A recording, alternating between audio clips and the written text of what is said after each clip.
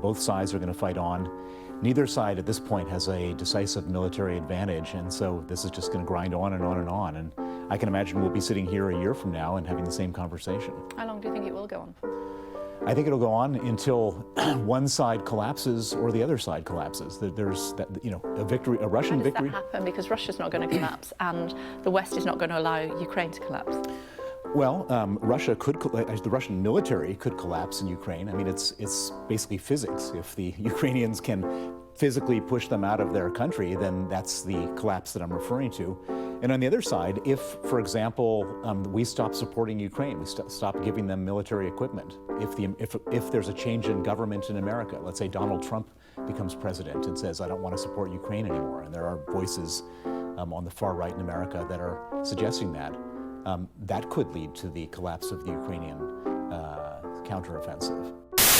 A more serious allegation is that China is going to start supplying lethal military equipment to Russia.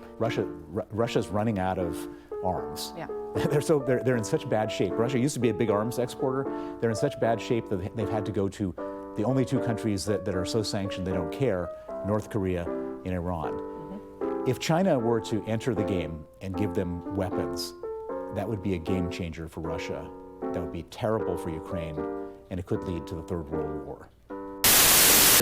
There's another war that could kick off any day now. It's the fight between Iran and Israel. It's not really fair to say that this war could start anytime soon, because technically they've kind of been involved in this shadow war for a few decades. But the strikes and the intensity between the two nations does seem to be increasing, and there's a reason for that. All of a sudden, there's kind of a timeline to take action. Now, over the last few months, Israel's been accused of carrying out multiple strikes against Iranian-backed groups in Syria, as well as targets inside of Iran. I'm going to separate these out, and I'm sure somebody's going to get upset, but strikes inside of Syria come across to me as very different than strikes inside of Iran. So Syria is still involved in a very, very bloody war, and there are a ton of different factions there, and the United States is involved, and Russia's involved, and multiple other nations. I have a hard time looking at what Israel is doing in Syria and saying that it's drastically different than what the United States is doing targeting ISIS groups, right? Why is Israel striking inside of Iran? And that is tied pretty heavily to the Iranian nuclear program. So at a high level, Iran does not have nuclear weapons today, and they've publicly said they have no desire to pursue the development of nuclear weapons. But some experts have said that the levels to which they're enriching uranium, around the 60% mark, would be very close to what they would need to actually build a bomb, and is well above what they would need for civilian purposes. But the big news over the last couple weeks is that at the end of February, the United Nations put out a report that said Iran had enriched uranium to 83.7%, which is quite a bit above that 60% threshold they supposedly were staying around. Now, Iran says that these are just fluctuations in their process, that it's going to happen. It's a spike, essentially, that they're not actually enriching most of their uranium to that point.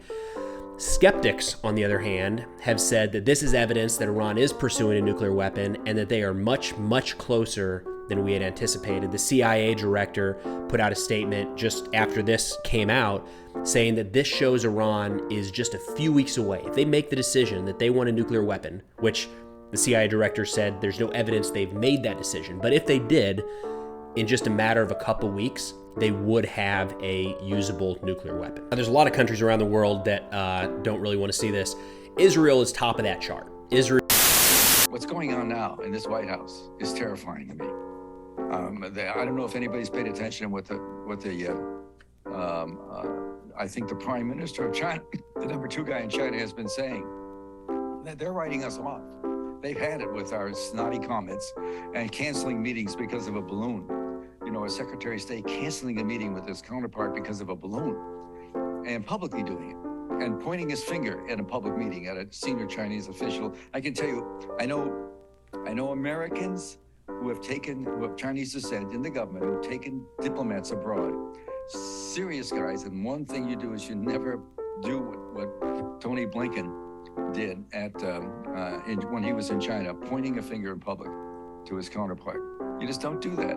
And so these guys, I don't know what Blinken and Sullivan And Newland, I call them Lincoln, Blinken, and Nod. If you've ever had kids, you know what I'm talking about, the children's story. They're just out of their league here. They may have wonderful degrees and diplomas and experience. They're just out of their league. Do they really want to get into a NATO war? And there's no question, we've been increasing the amount of American troops in Poland secretly and deploying much more force, many more arms up in that area. Obviously with the idea, I would guess, that the president may authorize or they may push for NATO actually to make a physical presence. It's going to be over in Ukraine. It's just a question of when Putin pulls it, whether you like Putin or don't like Putin. How can you like a guy that started the bloodiest war in Western Europe since World War II? We had the Balkans and Chechnya, but this is something else. So you have to fault him for that.